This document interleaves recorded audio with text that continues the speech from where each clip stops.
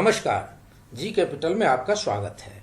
आज एपिसोड 52 में EHI 03 के खंड 2 की इकाई 7 का अध्ययन को पूरा किया जाएगा, जो पिछली एपिसोड 51 में अधूरा था।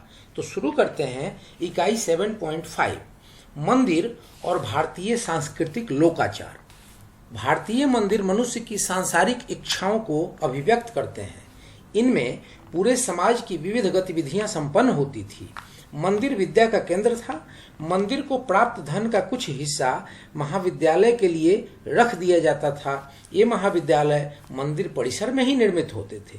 इसमें व्याकरण और ज्योतिष जैसे विषयों की शिक्षा दी जाती थी और वेद, रामायण, महाभारत और पुराण जैसे ग्रंथों का पाठ किया जाता था और इन्हें पढ़ाया भी जाता था। मंदिर में होने वाले अनुष्ठानों में नृत्य और संगीत का महत्वपूर्ण स्थान था।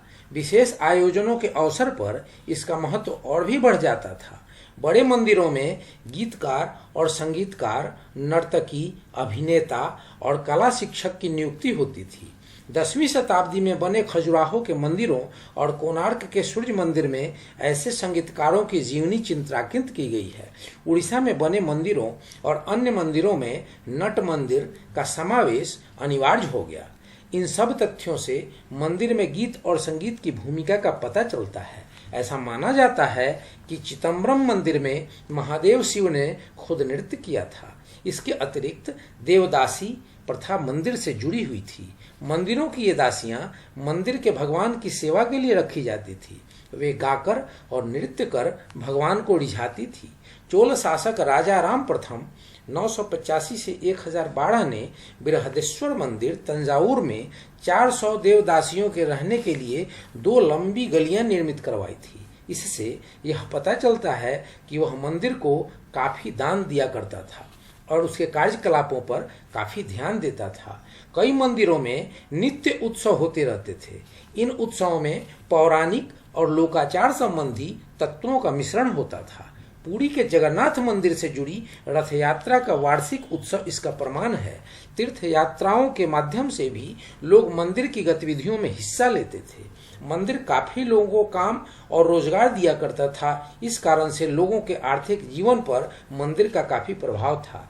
छोटे मंदिरों में भी पुजारियों, माला बनाने वालों, दूध, मक्खन और तेल के व्यापारियों की जरूरत पड़ती थी। 1011 ईस्वी में बने तंजावुर मंदिर में एक अभिलेख प्राप्त हुआ है। इसमें मंदिर द्वारा लोगों को दी जाने वाली सहायता और मजदूरी का पूरा विवरण दिया गया है।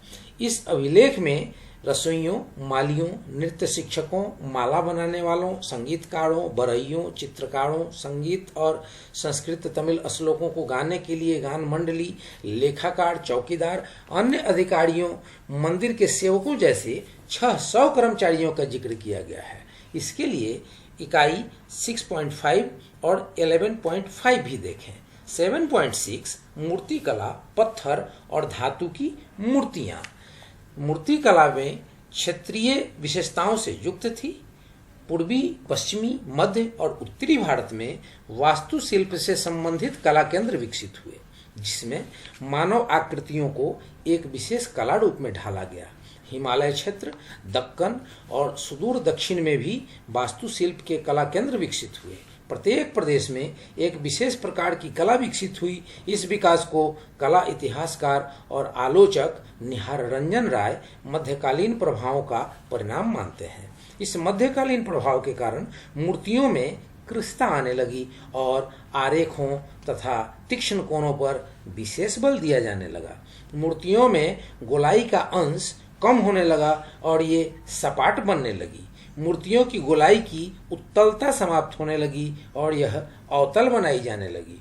10वीं शताब्दी के बाद के पश्चिमी और मध्य भारतीय वास्तुशिल्प, पूर्वी भारत और हिमालय क्षेत्र के धातु प्रतिमाएं, गुजराती और राजस्थानी पुस्तक और कपड़ों पर की गई चित्रकारी, बंगाल में बनी मिट्टी की मूर्तियां और लकड़ी पर की गई खुदाई और दक्कन तथा उड़ीसा के कुछ चित्र इस नई अवधारणा को प्रतिबिंबित करते हैं। आरंभिक मध्यकालीन वास्तुशिल्प में मनुष्य रूप में देवी देवताओं और उनके सेवकों की मूर्तियों का वर्चस्व रहा। इस प्रकार की प्रतिमाओं की आधारभूत संरचना बनी बनाई होती थी। अतः संपूर्ण भारत में कमोबेश एक प्रकार की मूर्तियां ही मिलती हैं। एक बात ध्यान देने की है कि भारत के सभी भागों में यह कला एक ही समय में अपने उत्कर्ष पर नहीं पहुंची। बिहार और बंगाल में यह 9वीं और 10वीं शताब्दी में शीर्ष पर पहुंची, उड़ीसा में 12वीं और 13वीं शताब्दी में, मध्य भारत में 10वीं और 11वीं शताब्दी में, गुजरात में 11वीं और सुदूर दक्षिण में 10वीं 11वीं शताब्दी में। केवल दक्खन में भाव शून्यता और अनगढ़पन देखने को मिलता है और इसकी मात्रा धीरे धीरे बढ़ती ही गई। वस्तुतः 8वीं शताब्दी का दक्खन में वास्तुकला का अंत हो चुका था। धार्मिक मूर्तियों के अलावा धातु, लोहे को छोड़कर से बनी मूर्तियों का रूप क्षेत्रीय स्तर पर एक सा होता था। कहने का तात्पर्य यह है कि एक क्षेत्र की मूर्तियां एक सी दिखती थी, उसमें कलाकार की व्यक्तिगत विशेषता नहीं झलकती थी। विभिन्न विषयों को आधार बनाकर ये प्रतिमाएं बनाई जाती थी। इसमें वर्णनात्मक कथाएं, ऐतिहासिक या अर्ध ऐतिहासिक दृश्य, संगीत और नृत्य के दृश्य, यौन क्रीड़ा में लिप्त दंपति, विभिन्न मुद्राओं में योद्धाओं की पोशाक और जानवर तथा साभंजिका, स्त्री और पैर उल्लेखनीय हैं। पूर्वी भारत, बिहार और बंगाल, असम, हिमालय क्षेत्र के राज्य, खासकर नेपाल और कश्मीर और खासकर दक्षिण में पीतल, तांबा, कांसा और अष्टधातु से बनी मूर्तियां प्रचुर मात्रा में पाई जाती हैं। उत्तरी भारत की प्रतिमाओं में ब्राह्मण और बौद्ध धर्म की देवी देवताओं का स्थान प्रमुख है। उनकी प्रतिमाओं पर तांत्रिक प्रभाव भी स्पष्ट है।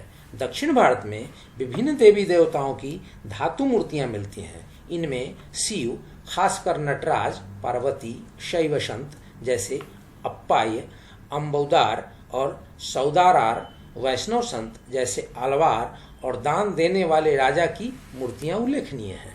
गुप्त काल के बाद के युग के मूर्ति शास्त्र में एक पदानुक्रम मिलता है जो सामंती समाज के विभिन्न स्तरों का ही प्रतिबिंबन है। विष्णु, शिव और दुर्गा बड़े देवी देवता प्रतीत होते हैं क्योंकि उनकी मूर्तियां विशाल हैं और उनके साथ छोटी छोटी मूर्तियां हैं जो भृत्य और सेवक का प्रतिनिधित्व करते हैं। समकालीन मूर्ति शास्त्र से यह स्पष्ट होता है कि इस काल से मातृदेवी का स्थान सर्वोच्च हो गया था और इस काल की मूर्तियों में मातृदेवी का कद अन्य मूर्तियों की अपेक्षा बड़ा हो गया था। मातृदेवी के प्रभाव से जैन धर्म भी न बच सका। इसका प्रमाण राजस्थान के माउंट आबू में स्थित दिलवाड़ा मंदिर है। एलोरा में कई स्थानों पर देवी देवताओं को अपने दुश्मनों के विरुद्ध आक्रामक मुद्रा में अंकित किया गया है। शैव, जैन और बौद्ध मठों के संगठन में ऊंच नीच का भेदभाव स्पष्ट था। आचार्य के अभिषेक के लिए एक अनुष्ठान का प्रावधान था। यह मठ का सर्वोच्च पद होता था। यह अभिषेक राज्याभिषेक की तरह होता था। अब इससे जुड़े कुछ बोध प्रश्न। पहला, उत्तरी शैली के 5 वर्गों के 2 मुख्य मंदिरों का नाम बताइए। प्रश्न नंबर 2, दक्षिण और बेसर शैली के 4 मंदिरों का नाम उल्लेख कीजिए। 3, मंदिर के विभिन्न कार्यकलापों से किस प्रकार के लोग मुख्य रूप से जुड़े हुए थे। और चौथा प्रश्न, वास्तुशिल्प की किस विशेषता को कला इतिहासकार ने मध्यकालीन प्रभाव के विशेषण से युक्त किया था। अब अगली इकाई 7.7, चित्रकला, मिट्टी की मूर्तियां और मध्यकालीन प्रभाव। मध्यकालीन चित्रकला की विशेषताएं निम्नलिखित हैं। तीक्ष्ण, तनावपूर्ण और नुकीले कोण, उदाहरण के लिए भौवें और कंधे बनाने में भावपूर्ण चेहरे, तीक्ष्ण और उठी नाक, बड़ी फूली हुई नुकीली आंखें और अर्धचंद्राकार ओठ, रंगों का प्राधान्य, तीक्ष्ण वृत्त पर बनी मूर्तियां, साज सज्जा में ज्यामिति और भाव का सामंजस्य। इन विशेषताओं का प्रतिबिंबन एलोरा के कैलाश मंदिर 8वीं शताब्दी की दीवारों पर की गई चित्रकारी, सीतनवसल स्थित जैन मंदिर 9वीं शताब्दी और तंजावुर स्थित बृहदेश्वर मंदिर 11वीं शताब्दी में मिला है। 10वीं शताब्दी के बाद बिहार, बंगाल, नेपाल और तिब्बत में जो पांडुलिपियां तैयार की गई उनमें चित्रकारी भी की गई। यह चित्रकारी ऊपर दी गई विशेषताओं से युक्त है। इस परंपरा के तहत कपड़ों पर भी खूब चित्रकारी की गई। 13वीं शताब्दी के बाद पश्चिम भारतीय कपड़ों और बाद में दक्खन, दक्षिण उड़ीसा और बंगाल में बने कपड़ों के डिजाइन लोगों का ध्यान आकृष्ट करने लगे। इस काल की मिट्टी की मूर्ति संबंधी कला में सामंती छाप स्पष्ट होने लगी। गुप्त काल के बाद अर्थव्यवस्था, समाज और राजनीति में सामंती तत्वों का प्रभाव तेजी से बढ़ा। कला के संरक्षक भी बदल गए और कला का विषय भी बदल गया। संपूर्ण कला संबंधी गतिविधियों का सामंतीकरण हो गया। गुप्त काल के पूर्व कला के संरक्षक व्यापारी वर्ग, शिल्पी और कारीगर श्रेणियां और राज परिवार थे। इस प्रकार के कला के नमूने भरदूत, सांची, कार्ले, अमरावती, नागार्जुन कोंडा आदि में देखे जा सकते हैं। गुप्त काल 4वीं से 6वीं शताब्दी में सामंती प्रवृत्ति की अभी अभी शुरुआत हुई थी। इसमें ब्राह्मण धर्म से संबंध मंदिर का निर्माण अस्थायी रूप में पत्थर से हुआ। गुप्त काल के बाद 650 से 1300 ईस्वी के समय में विभिन्न राजाओं, सामंतों, सेनाधिकारियों आदि ने कला को संरक्षण प्रदान किया, जिनसे पास कला संबंधी गतिविधियों को संरक्षण प्रदान करने का सामर्थ्य था। मिट्टी की मूर्तियां पहले आम आदमी का प्रतिनिधित्व करती थी, अब यह कला बहुत समृद्ध व्यक्तियों के हाथ का खिलौना बन गई। गुप्त काल के बाद के समय में मिट्टी की मूर्तियों की खपत करने वाले शहरी बाजार समाप्त होने लगे। हालांकि कुछ पुराने शहर जैसे वाराणसी, अहिछत्र और कन्नौज अस्तित्व में बने रहे और प्रांतपुर, बुलंदशहर के निकट उत्तर प्रदेश जैसे नए शहर आरंभिक मध्यकालीन युग में पनपे, पर इनमें से किसी शहर में मिट्टी की मूर्तियों का उत्पादन को बढ़ावा नहीं मिला। अब मिट्टी की मूर्तियों के निर्माता बाजार के लिए उत्पादन नहीं करते थे, बल्कि बड़े भूमिपतियों, ब्राह्मण और गैर ब्राह्मण मंदिरों और मठों की मांग पूरी करने लगे। अब निर्माता, पुस्तकारक, शिल्पी का मातहत मात्र रह गया। मिट्टी की मूर्तियां समृद्ध वर्ग की कला का प्रतिनिधित्व करने लगी और इनका जमाव जहारपुर, राजबदिदंगा बंगाल, विक्रमशिला बिहार, अखनूर और उस्कर कश्मीर जैसे सामंती मुख्यालयों और धार्मिक केंद्रों में होने लगा।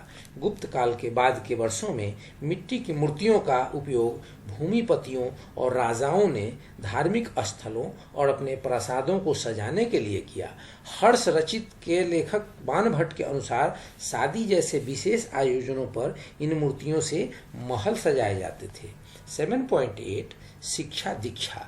जिस प्रकार मध्यकालीन यूरोप में शिक्षा मुख्य केंद्र चर्च था, उसी प्रकार गुप्त काल के बाद की शताब्दियों में विहार, मठ और मंदिर जैसे धार्मिक स्थल शिक्षा के केंद्र के रूप में विकसित हुए। धार, अजमेर, आंदिलपुर आदि राजधानियों में भी महाविद्यालय स्थापित किए गए। इन शताब्दियों में उत्तर बिहार का मिथिलांचल और बंगाल का नदिया ब्राह्मण विद्या के केंद्र के रूप में विकसित हुआ। काशी, वाराणसी के शैव मठ ब्राह्मण विद्या के समृद्ध केंद्र थे। क्षेमेंद्र बताता है कि गौड़ा बंगाल के छात्र लंबी दूरी तय करके कश्मीर के मठों में अध्ययन करने जाते थे। हेमचंद्र 12वीं शताब्दी में गुजरात में विद्या मठों के अस्तित्व का उल्लेख करता है। दक्षिण की कई अग्रहण शिक्षा के केंद्र के रूप में विकसित हो रहे थे। इस काल के प्रमुख विश्वविद्यालयों में नालंदा, विक्रमशिला और उदंतपुरी, बल्लभी, जगदल्ला और सोमपुरी और कांचीपुरम उल्लेखनीय है। 8वीं शताब्दी से मंदिर पुस्तकालय की भूमिका भी अदा करने लगे। इस परंपरा की वास्तविक शुरुआत जैनों ने की। शिक्षकों, व्याख्याताओं, भट्टारक और श्री पूज्य की लंबी सूची प्राप्त होना और उन्हें सम्मान प्राप्त करना इस विकास के सूचक हैं। उनके द्वारा शास्त्र दान पर बल देना यह साबित करता है कि पाटन, खंभात और जैसलमेर में पुस्तकों के बड़े भंडार थे। ये भंडार खासकर गुजरात, राजस्थान और कर्नाटक में स्थापित जैन केंद्रों के आवश्यक अंग बन गए। ब्राह्मण धर्म के संबद्ध मठों ने भी इसका अनुकरण किया और पूरे भारत में पांडुलिपियों को सुरक्षित और एक जगह इकट्ठा करने की परंपरा की शुरुआत हुई। तंत्र मंत्र अध्ययन का एक मुख्य विषय था। विक्रमशिला विश्वविद्यालय में तंत्र का एक अलग विभाग होना इसका प्रमाण है। तिब्बती यात्री तारानाथ 17वीं शताब्दी में भारत आया था।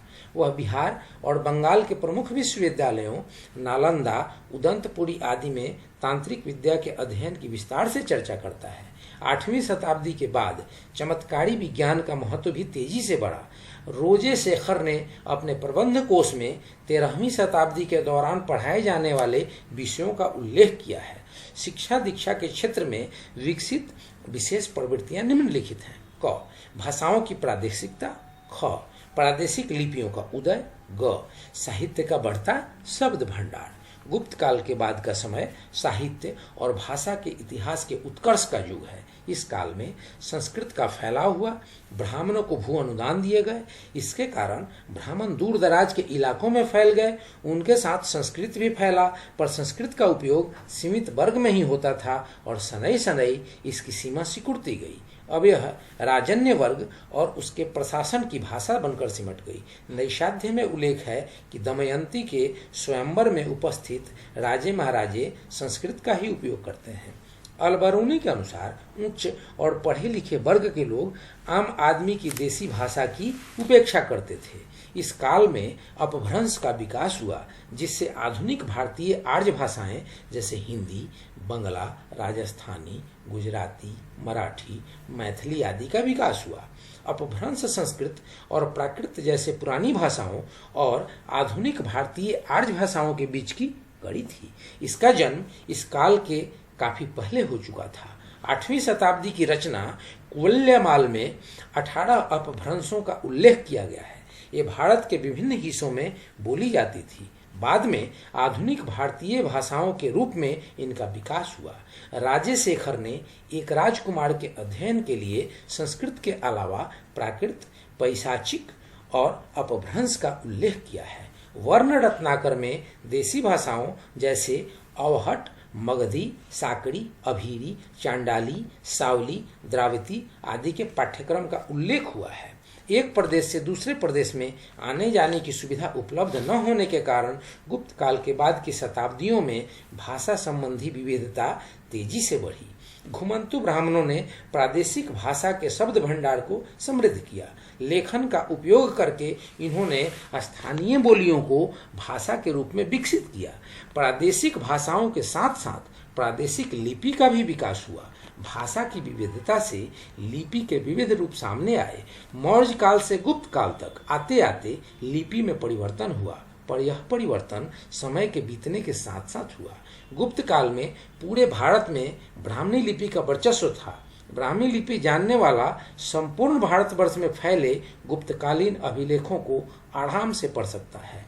7वीं शताब्दी के बाद यह तत्व समाप्त हो गया। इस युग से विभिन्न प्रदेशों की लिपि बढ़ने के लिए अनेक लिपियों की जानकारी आवश्यक हो गई। निश्चित रूप से प्रादेशिक लिपि का जन्म प्रादेशिक अवरुद्धता, एक प्रदेश दूसरे प्रदेश के बीच संवाद का अभाव और स्थानीय रूप से उपलब्ध लिपि के मेल से हुआ।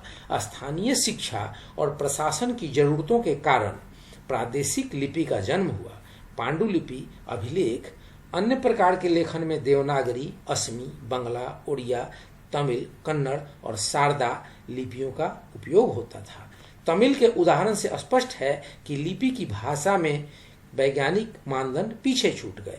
विभिन्न अभिलेखों के अध्ययन से यह बात सामने आती है कि चेर चोल और पांड्य शासकों द्वारा तमिल भाषा अपनाई गई, पर लिपि का अंतर रखा गया। शायद अपनी प्रादेशिक पहचान बनाए रखने के लिए उन्होंने ऐसा किया। चेरों की लिपि वट्टेलुट्टू गोल लिपि के नाम से जानी जाती है। यह तमिल ब्राह्मणी लिपि का एक प्रकार है, मानो इस लिपि को घसीट कर लिख दिया गया हो। पांड्यों ने कोलेटलुट्टू सीधे आरेखों वाली लिपि ग्रहण करने की और चोलों ने दोनों को मिला दिया। लिपि की अनेक रूपता की कहानी यहीं समाप्त नहीं होती। दार्शनिक और धार्मिक विषयों के लिए अलग लिपि थी। इस तमिल ग्रंथ लिपि में लिखी पांडुलिपियां उत्तर में तिब्बत तक पहुंची और बौद्ध मठों ने उस पांडुलिपियों को संग्रहित कर सुरक्षित रखा। मध्यकालीन संस्कृत ग्रंथ सुभाषित रत्नकोश का संपादन करने के क्रम में डी कौशाम्बी ने कई उपेक्षित कवियों का परिचय दिया, पर उनकी कविता या लेखन को उन्होंने पतनोन्मुख कला का लेखन कहा। पर किसी लेखन के रूप में पतनोन्मुख या विकासोन्मुख नहीं कहा जा सकता है। किसी व्यक्ति के लिए अगर विकासोन्मुख है तो किसी के लिए पतनोन्मुख भी हो सकता है। सवाल दृष्टिकोण का है। यह भी जरूरी नहीं है कि सांस्कृतिक पतन के साथ साथ सामाजिक, आर्थिक और राजनीतिक पतन भी हो। इसके अतिरिक्त जैसा कि ऊपर कहा गया है कि पतन दृष्टिकोण पर निर्भर है। खजुराहो, भुवनेश्वर, कोणार्क और बेलोर की रति संबंधी कलाएं किसी को विकृत मस्तिष्क की उपज लग सकती हैं और कोई उसे कला का उत्तम नमूना मान सकता है। 8वीं शताब्दी के बाद दर्शन, तर्कशास्त्र, वैधानिक ग्रंथों, आलवारों के भक्ति काव्य, शैव आगम काव्य, आख्यान, गीत, ऐतिहासिक जीवनी, वैज्ञानिक लेखन, शिल्प शास्त्र आदि की बाढ़ आ गई। पर इस काल का लेखन शब्दाडंबर और अलंकरण से आच्छादित हो गया। इसका कारण था तत्कालीन राजाओं और सामंत वर्ग की मनोवृत्ति। इस अलंकरणपूर्ण शैली में तर्क भरक वाले विश्लेषण, उपमा और अलंकार का वर्चस्व हो गया। इस काल के साहित्य और अभिलेखों में इस प्रकार की शैली के उदाहरण प्रचुर मात्रा में उपलब्ध हो जाएंगे। बाण भट्ट की गद्य शैली क्लिष्ट, जटिल और अलंकार युक्त भाषा का उदाहरण है। बाण का काल यह नहीं है, पर 7वीं शताब्दी के बाद के लेखन में उसकी अनुकृति होती रही। पद्य के क्षेत्र में द्रासय और श्लेष काव्य खूब रचे गए। इस प्रकार के काव्य में 2 अर्थ छिपे होते थे। सांध्याकर नंदी की रचना रामचरित्र में राम और बंगाल के राजा रामपाल की जीवनी एक साथ प्रस्तुत की गई है। चालुक्य राज दरबार में 12वीं शताब्दी में पार्वती रुक्मिणी की रचना की गई। इसमें शिव और पार्वती तथा कृष्ण और रुक्मिणी विवाह की कथा आई है। हेमचंद्र ने सप्त आसन भाव की रचना की। इसकी 7 रूपों में व्याख्या की जा सकती है। एक ही वाक्य या पद में 1, 2, 3 और इससे भी ज्यादा अर्थों का समावेश जीवन की कृत्रिमता को प्रतिबिंबित करता है। 7.9 स्थानीय ऐतिहासिक अभिलेख कालक्रम। चीनी तीर्थयात्री ह्वेनसांग 7वीं शताब्दी में भारत आया था। वह बताता है कि जिस जिस प्रदेश से वह गुजरा वहां की बोली उसने सीखी। पुस्तक, भाषा आदि विषयों पर टिप्पणी करता हुआ वह कहता है, घटनाओं को लिपिबद्ध करने के लिए, उन्हें रिकॉर्ड करने के लिए सभी प्रदेश में अधिकारी नियुक्त होते थे। घटनाओं की इस विवरणिका को नीलपट्टी, नीली संजय कहते थे। इन विवरणिकाओं में अच्छी और बुरी घटनाओं, इनके प्रभाव और दुष्प्रभाव का जिक्र होता था। कश्मीर राजतरंगिनी, गुजरात रसमाला प्रबंध, चिंतामणि, वसंत विलास आदि, सिंध चाचनामा और नेपाल बाम शावालिश में प्राप्त ऐतिहासिक अभिलेख ह्वेनसांग के इस कथन का समर्थन करते हैं कि सभी राज्यों में राजकीय ऐतिहासिक अभिलेख तैयार किए जाते हैं। ये ऐतिहासिक अभिलेख एक बार फिर संपूर्ण सांस्कृतिक ढांचे और परंपरा में क्षेत्रीयता के बढ़ते प्रभाव के बात की पुष्टि करते हैं। इस प्रवृत्ति के साथ साथ कालक्रम का भी अस्थायीकरण हो गया। गुप्त काल तथा शक और विक्रम के अतिरिक्त किसी अन्य कालक्रम का उपयोग विस्तार से नहीं होता था। गुप्त काल के बाद ही शताब्दियों में नए नए स्थानीय कालक्रम सामने आए। आरंभिक 7वीं शताब्दी में हर्ष ने खुद एक काल की शुरुआत की। उसके समकालीन आसाम के भास्कर बर्मन ने भास्कर शब्द की शुरुआत की। कुछ पांडुलिपियों में इसी काल का उपयोग किया गया। बंगाल में भी एक काल की शुरुआत हुई। जैनों ने महावीर संवत की शुरुआत की। असमवासी महान वैष्णव संत और शिक्षक शंकरदेव ने एक नए कालक्रम शंकरानंद की शुरुआत की। 7.10 नई धार्मिक प्रवृत्तियां। इस काल में धार्मिक अनुष्ठानों और कार्यकलापों में महत्वपूर्ण बदलाव आए। भूमि अनुदान के बढ़ते प्रचलन के कारण स्वामी और दास की एक नई अवधारणा सामने आई। दास अपनी सारी संपत्ति स्वामी के चरणों में अर्पित कर देता था और फिर प्रसाद रूप में स्वामी जी जो कुछ देते उससे वह प्रसन्न रहता। इस सामाजिक व्यवस्था से पूजा व्यवस्था की शुरुआत हुई। पूजा भक्ति से संबद्ध थी और भगवान के चरणों में पूर्ण आत्मसमर्पण इसका सत्य था। पूजा और भक्ति तांत्रिक साधना के प्रमुख अंग बन गए। इस तांत्रिक साधना का विकास मध्य देश के आदिवासी और सीमांत क्षेत्रों में हुआ। इन इलाकों में बड़े पैमाने पर भूमि अनुदान दिए गए और फलस्वरूप आदिवासी लोगों की संस्कृति में बदलाव आया। इसी बदलाव की प्रक्रिया में तांत्रिक साधना का जन्म हुआ।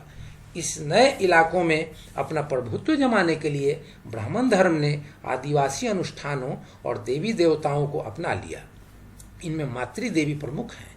इसी से तंत्रों का समावेश हुआ। देखें इकाई 6.5.3। 7वीं शताब्दी के बाद इस तंत्र साधना ने लगभग सभी धर्मों को प्रभावित किया। यहाँ तक कि जैन, बौद्ध, शैव और वैष्णव धर्म भी प्रभावित हुए। अगर सभी धर्म ग्रंथों को इकट्ठा किया जाए तो यह निष्कर्ष निकलेगा कि इस काल में पूजा विधि, तंत्र और जादुई विषयों से संबंधित ग्रंथ सबसे अधिक लिखे गए। यहाँ तक कि जैन धर्म, जो इन तथ्यों को नकारता था, में भी इस प्रकार के ग्रंथ प्रचुर मात्रा में लिखे गए। जैन भंडार ऐसे ग्रंथों से भरे पड़े हैं, इनमें धर्म चक्र या पूजा, दशलक्षण पूजा आदि उल्लेखनीय है। जैन अंग साहित्य में पूजा का अर्थ बिल्कुल भिन्न है। खासकर बौद्ध पुजारियों के लिए इसके बावजूद इसका परिवर्तित रूप सामने आया। बौद्ध पुजारियों के संदर्भ में पूजा का अर्थ भिन्न था। पूजा पुजारियों के प्रति सम्मान का पर्याय था। ईश्वर की पूजा के अर्थ में यह प्रयुक्त नहीं होता था। पर यहाँ निश्चित रूप से हमारा तात्पर्य तीर्थंकरों की मूर्ति पूजा से है। आरसी हजारा के अनुसार 6ठी शताब्दी के बाद पुराणों में नए अध्याय जोड़े गए। इनमें ब्राह्मणों को दान देने और उनकी पूजा करने की बात की गई। विभिन्न ग्रहों के लिए बलि का प्रावधान रखा गया। उनकी बुरी नज़रों से बचने के लिए व्रत रखने और पूजा करने की वकालत की गई। मंदिर स्थापत्य में नवग्रह की मूर्तियों को शामिल किया गया। पुराणों में पूर्त धर्म को सबसे बड़ा धर्म माना गया। मंदिर बनवाने, तालाब खुदवाने और सार्वजनिक सेवा को धार्मिक कार्य माना जाता था। इन्हें भी पूर्त धर्म कहते थे। इस काल में व्यापक स्तर पर मंदिरों के निर्माण के पीछे पूर्त धर्म सिद्धांत का विशेष योगदान है। अब इससे जुड़े कुछ प्रश्न को देख लें तो पहला प्रश्न है, आरंभिक मध्यकालीन चित्रकला की 4 प्रमुख विशेषताओं का उल्लेख कीजिए। दूसरा प्रश्न है, चेड़, चोल और पांड्यों की लिपियों पर टिप्पणी लिखिए। तीसरा प्रश्न है, गुप्त काल के बाद विभिन्न कालक्रमों की शुरुआत हुई, इनमें से किन्हीं 4 का उल्लेख कीजिए। और चौथा प्रश्न है, नई धार्मिक प्रवृत्ति के संदर्भ में पूजा और पूर्त धर्म के अर्थ पर संक्षिप्त टिप्पणी लिखिए। 7.11 सारांश। इस इकाई में 8वीं और 13वीं शताब्दी के बीच भारतीय संस्कृति में जुड़ने वाली नई प्रवृत्तियों का उल्लेख हुआ है। इस प्रवृत्ति को क्षेत्रीयता के रूप में जानते हैं। इस इकाई में निम्नलिखित बातें शामिल की गई हैं: आंध्र प्रदेश, बंगाल, गुजरात, कर्नाटक आदि प्रादेशिक सांस्कृतिक इकाइयों का उदय, नागर, द्रविड़ और बेसर स्थापत्य शैलियों की विशेषताएं, भौगोलिक वितरण, स्थापत्य और प्रतिनिधित्व, देवी देवताओं के आधार पर शैलियों का विभाजन, स्थापत्य विशेषताओं के वर्णन के लिए विशेष तकनीकी शब्दावलियों का प्रयोग, इमारत बनाने में पारिस्थितिकी और उपलब्ध कच्चे माल का असर, साज सज्जा, अलंकरण और अन्य सजावट का अंकुरण, पत्थर और धातु वास्तुशिल्प के क्षेत्रीय कला केंद्रों का उदय, वास्तुशिल्प, मिट्टी की मूर्तियां और चित्रकला में मध्यकालीन प्रभाव की भूमिका, अपभ्रंश से विभिन्न आधुनिक भारतीय भाषाओं का जन्म, स्थानीय लिपि, ऐतिहासिक अभिलेख और कालक्रम का विकास, कला, साहित्य, शिक्षा और धर्म पर सामंती प्रभाव। तो फ्रेंड्स, यहाँ पे होता है ये चैप्टर संपूर्ण रूप से समाप्त और इसके साथ ही EHI 03 की खंड 2 की भी संपूर्ण समाप्ति होती है। तो इससे जुड़े सारे बोध प्रश्नों का आप आंसर तैयार करें और इन आंसरों को कंठस्थ और मनस्थ करें और अगले एग्जाम के लिए तैयारी करें। और फ्रेंड्स, इसमें कहीं भी कोई अगर दिक्कत आती है तो समय समय पर इन लेक्चरों को एपिसोड वाइज आप इसको सुने और सुन करके दोबारा उसे रिवाइज करें। तो फ्रेंड्स, यहीं पे होता है ये एपिसोड समाप्त, ये इकाई समाप्त और ये खंड समाप्त। अब अगले खंड, अगली इकाई और अगले एपिसोड में मिलेंगे। तब तक इस वीडियो को लाइक, शेयर, सब्सक्राइब करें और बेल आइकन बटन प्रेस करना ना भूलें ताकि ऐसे इन्फॉर्मेटिव वीडियो सबसे पहले आप तक पहुंचे। जय हिंद, जय भारत।